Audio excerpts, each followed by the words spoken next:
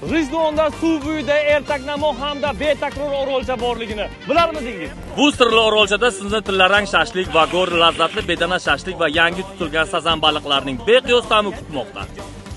Buxoro amirlari yegan 15 kunlik shirboz go'shtdan tatib ko'rmoqchimisiz? Bu imkoniyat Lab House'da. Vagore. Shaxsan men uchun kutilmagan yangilik bedanani shashlik qilib pishirilayotgani bo'ldi. Ajablanarli, lekin juda mazali. Saralangan tirik sazan baliq hamda farel baliqlarini shu yerning o'zida xohlasangiz mangalda, xohlasangiz qovurib berishadi. Tabiat ham go'zal, tashqaridan shinam tapchanlar, ajoyib manzaradan bahramand bo'lish uchun ko'prik va suvda sayr qilish uchun qayiqchalar tayyorlab qo'yilgan. Bu yerda jigar, dumba, qovurg'a, bonfili, xullas undan ortiq shashliklar mavjud bo'lib, lekin menga bedana shashligi yoqdi. Bir sixning narxi esa 48 ming so'm ekan. Agarda Lab House Instagram profiliga obuna bo'lsangiz, bir sixi 15 ming so'mdan sotilayotgan jigar shashliklarni 10 ming so'mdan berishayotgan ekan. Bu taomlarni qadimiylik va zamonaviylikni uyg'unlashtirgan shinam va maftunkor muhitda tanovul qilishning rohatini tasavvur qiling.